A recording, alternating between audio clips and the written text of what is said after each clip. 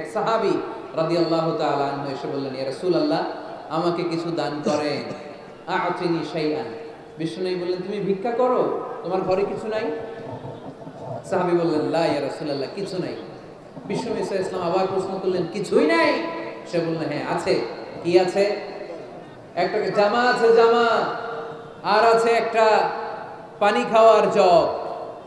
দুইটা জিনিস আছে, একটা কি আর একটা পানি খাওয়ার জগ। বিষ্ণু বললেন, দুইটা নিয়ে আস। সাহাবী রাদিয়াল্লাহু তাআলা আনহু জামার জগ নিয়ে এসে বিষ্ণু ঈসা ইসলামের হাতে দিলেন। বিষ্ণুনবী জামার জগটা ধরে বললেন, মাইয়াশতারি হাযাইন, কে আছো আমার সাহাবীদের মধ্যে এই দুইটা জিনিস কিনতে চাও? এক সাহাবী দাঁড়িয়ে বললেন, ইয়া রাসূলুল্লাহ, ইয়া হাবিবাল্লাহ, আনা আশতারিহিমা বিদিরহাম। এই দুইটা জিনিস, একটা জামা, একটা পানি খাওয়ার জগ, আমি 1 দিরহাম দিয়ে কিনে নিতে চাই। পড়েন সুবহানাল্লাহ। বিশ্বনবী বললেন, 1 দিরহাম তো কম হয়ে যায়, 1 দিরহামের চেয়ে বেশি দিয়ে কেনার মতো যদি কেউ থাকে একটু হাত তোলো। মাইয়াজিদু আলা যালিক, এর চেয়ে বেশি দাম দিয়ে কেনার মতো কেউ আছে নাকি? আরেক সাহাবী হাত তুলে বললেন, ইয়া রাসূলুল্লাহ, ইয়া হাবিবাল্লাহ, আশতারিহিমা বিদিরহামাইন, আমি 1 দিরহাম নয়, আপনার সম্মানে 2 দিরহাম দিয়ে জিনিসগুলো কিনে নিতে চাই। 2 দিরহাম। বিষ্ণু বললেন, ওকে ফাইন, ডান, 2 দিরহামে বিক্রি হয়ে যাবে। দিয়ে দেওয়া হলো। 2 দিরহাম নিয়ে বিষ্ণু ইসলাম ওই আগন্তুক ভিক্ষুক সাহাবীর হাতে দিয়ে বললেন, যাও, 1 দিরহাম দিয়ে তোমার পরিবার পরিজনদের জন্য খাবার কিনে নিয়ে যাও, আর 1 দিরহাম দিয়ে একটা কুঠার কিনে নিয়ে আসো। কি কিনে নিয়ে আসো? সবাই বলেন। কুঠার চিনেন আপনারা? কুঠার দিয়ে কি করে? গাছ কাটে। ওই সাহাবী আরেক দিরহাম দিয়ে একটা কুঠার কিনে নিয়ে আসলেন। বিশ্বনবী সাল্লাল্লাহু আলাইহি ওয়াসাল্লাম নিজ হাতে ওই কুঠারের একটা হাতল লাগাই দিলেন। সুবহানাল্লাহ পড়তে পারলেন না মজা করে? হাতল ছাড়া কুঠার ধরা যায়? ধরা যায় না। বিশ্বনবী কাঠের একটা হাতল লাগাই দিলেন। এই হাতলটা দিয়ে বিশ্বনবী বললেন, try to imagine the attitude of the last messenger Muhammad sallallahu. He changed the world for the better and made us better creature. তার নাম কি? কি নাম?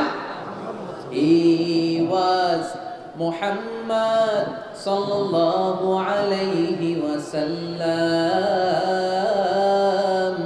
Muhammad, mercy upon mankind, teacher of all mankind, Abul Qasim, Ya Habibi, Ya Muhammad, Ya Shafi'i, Ya Muhammad, khairu khalqillahi Muhammad, Ya Mustafa, Ya Imam al-Mursalin, Ya Mustafa, Ya Shafi'al alamin. পড়েন সবাই। Ya Mustafa, Ya Imam al-Mursalin, Ya Mustafa, Ya Shafi'al alamin. He taught us to be just and kind, and to feed the poor and hungry, held the wafer and the orphan child, and to not be cruel and miserly. His speech was soft and gentle, like a mother stroking her child. His mercy and compassion were most radiant when his smile was Muhammad sallallahu alayhi wa sallam. Muhammad, mercy upon mankind, teacher of all mankind, Abul Qasim, Ya Habibi, Ya Muhammad, Ya Shafi'i, Ya Muhammad, khairu khalqillahi Muhammad. পড়েন সবাই। Ya Mustafa, Ya Imam al-Mursalin, Ya Mustafa, Ya Shafi'al alamin, Ya Mustafa, Ya Imam al-Mursalin, Ya Mustafa, Ya Shafi'al alamin, Muhammad. Subhanallah. He was Muhammad sallallahu alayhi wa sallam. বিশ্বনবী নিজ হাতে ওই সাহাবীর কুঠারের ভেতরে একটা হাতল লাগাই দিলেন। ঘটনা মনে আছে নাকি নাশিদ শুনে ভুলে গেছেন? ঘটনা মনে আছে সবার? তিনি হাতল লাগাই দিলেন আর বললেন, যাও, গায়ে শক্তি আছে, তাগড়া যুবক, এই কুঠার নিয়ে জঙ্গলে যাও, জঙ্গলে যে কাঠ কাটো, লাকড়ি বানাও, বাজারে যে বিক্রি করো। লা ইয়াহতাতিবা আহাদুকুম হাজমাতান ফি যাহরিহি খায়রুম মিন আই ইয়াসআলা আহাদান ফায়ু'তিয়াহু আও ইয়ামনাহু। যাদের গায়ে জোর আছে, শক্তি আছে, পরিশ্রম করে লাকড়ির বোঝা পিঠে নিয়ে বাজারে বিক্রি করা অনেক ভালো কারো কাছে হাত পাতার চেয়ে। কারণ তুমি হাত পাতলে লোকজন তোমার দিতেও পারে, নাও দিতে পারে, কিন্তু পরিশ্রম কখনো বৃথা যায় না। What is the moral of the story? রাসূল সাল্লাল্লাহু আলাইহি ওয়াসাল্লামের এই প্রফেটিক স্টোরি থেকে আমাদের শিক্ষা কি? বিশ্বনবী বললেন, যাও, কাঠ কেটে নিয়ে আসো। লা উরিদু আন আরাকা 15 আইয়াম, সামনের 15 দিন আমি যেন আমার চোখ দিয়ে তোমার আমার আশেপাশে ঘুরঘুর করতে না দেখি। সাহাবী চলে গেলেন, কাঠ কাটতে আরম্ভ করলেন, বাজারে বিক্রি করতে আরম্ভ করলেন। 15 দিনের ব্যবধানে 10 দিরহাম নিয়ে বিশ্বনবীর দরবারে ওই সাহাবী হাজির হয়ে গেলেন। সুবহানাল্লাহ। 10 দিরহাম নিয়ে হাজির হয়ে গেলেন। এসে বললেন, ইয়া রাসূলুল্লাহ, ইয়া হাবিবাল্লাহ, আমি আর দরিদ্র নাই, আমি আর ভিক্ষা করি না, আমি নিজের পায়ে দাঁড়িয়েছি, আমি স্বাবলম্বী হয়েছি, আমি অন্যান্য খেটে খাওয়া মানুষের মতো এখন উপার্জন করে আমার ফ্যামিলির চাহিদা মিটাই। পড়েন সুবহানাল্লাহ। What is the moral of the story? এই প্রফেটিক স্টোরি থেকে আমাদের জন্য শিক্ষা হচ্ছে, বিষ্ণু সাল্লাল্লাহু আলাইহি ওয়াসাল্লাম চাইলেই ওই 2 দিরহাম দিয়ে বলতে পারতেন, যাও, এটা দিয়ে খাবার কিনে খাও। দুপুরবেলা খাইতো, রাত্রেবেলা আবার যাকাতের লাইন ধরতো। কথা কন। তার মানে বিষ্ণু সাল্লাল্লাহু আলাইহি ওয়াসাল্লাম কাজের প্রতি উৎসাহিত করেছেন। 2 নম্বর লেসন বা শিক্ষা হচ্ছে, বিশ্বনবী সাল্লাল্লাহু আলাইহি ওয়াসাল্লাম পার্মানেন্ট সলিউশন করে দিয়েছেন, স্থায়ী সমাধান। ঠিক কি না? আমরা প্রায় যাকাতের শাড়ি দেই, লুঙ্গি দেই, আছে না নাই? আলহামদুলিল্লাহ, আপনাদের গাজীপুরে বোধহয় এগুলো নাইটাই, এখানে নাই, আছে? যদি থেকে থাকে এই ট্র্যাডিশন আপনারা বন্ধ করবেন। যাকাতের শাড়ি বলতে কোনো শাড়ি নাই, যাকাতের লুঙ্গি বলতে কোনো লুঙ্গি নাই।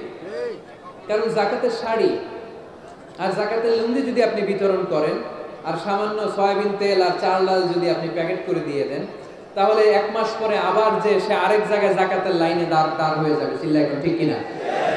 এজন্য আপনাকে পার্মানেন্ট সলিউশনের ব্যবস্থা করতে হবে। আমি সব জায়গায় বলি যে প্রতিটি জেলার বিজনেস ম্যাগনেট যারা আছেন তারা সবাই মিলে একটা যাকাত ম্যানেজমেন্ট প্ল্যাটফর্ম গড়ে তুলুন। সেখান থেকে এমনভাবে যাকাত দিন যাতে মানুষ স্বাবলম্বী হতে পারে।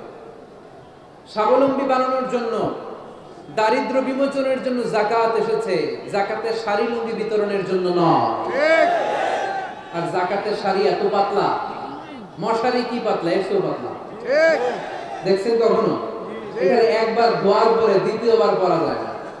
একবার ধোয়ার পরে শাড়ির দিকে তাকাইলে শাড়ি আঞ্চের দিকে বেশি মেরা থাকে। কথা বলেন ঠিক কিনা? এইভাবে শাড়ি লুঙ্গি দেওয়া যাবে? এভাবে তো শাড়ি লুঙ্গি বিতরণ করলে যারা লাইন ধরে যাকাত নিতে আসলো, ওই আল্লাহর বান্দাদেরকে অপমান করা হয়। আর আল্লাহ বললেন, ওয়ালাকাদ কাররামনা বানি আদম, আমি পুরো বানি আদমকে সম্মানিত করেছি। ফেরেশতার সম্মান বেশি না মানুষের? বুঝে শুনে বলেন, কার? তুমি মাটির আদমকে প্রথম সৃষ্টি করিয়া ঘোষণা করিয়া দিলে শ্রেষ্ঠ বলিয়া, তাই তো নূরের ফেরেশতা করে আদমকে সেজদা। সুবহানাল্লাহ পড়েন। তাই তো নূরের ফেরেশতা করে আদমকে সেজদা, সবার চেয়ে সম্মান দিলে মাটির আদমকে। পড়েন, আল্লাহু আল্লাহু তুমি জাল্লে জালালুহু, শেষ করা তো যায় না গে তোমার গুণগান। আল্লাহু আল্লাহু, সুবহানাল্লাহ পড়েন। সুবহানাল্লাহ। মানুষের মর্যাদা সবচাইতে বেশি। এজন্য যাকাত যারা নিতে আসে তাদেরকে অপমান করা যাবে না। এর কারণ যাকাত দিয়ে আপনি কোনো করুণা করেননি, বরং ওরা যাকাত নিয়ে আপনাকে এই ফরজ ইবাদত করার সুযোগ করে দিয়ে আপনার প্রতি করুণা করে গিয়েছে। আওয়াজ করে বলেন ঠিক কি না? অনেকে মনে করে আমি যাকাত দেই, আমি মনে দয়া করছি, আমি মনে হয় করুণা করছি। আচ্ছা, যারা গরিব ওরা যদি যাকাত না নেয় ওর সমস্যা আছে? নিমু না যাকাত। কিন্তু আমি যদি বলি দিমু না, আমার খবর আছে না নাই? আমার জন্য দেয়া ফরজ, ওর জন্য নেয়া ফরজ না। তাই আমি দিয়ে করুণা করিনি, ও আমার কাছ থেকে যাকাত নিয়ে জাহান্নামের আগুন থেকে আমাকে বাঁচিয়ে ও আমাকে দয়া দেখিয়েছে।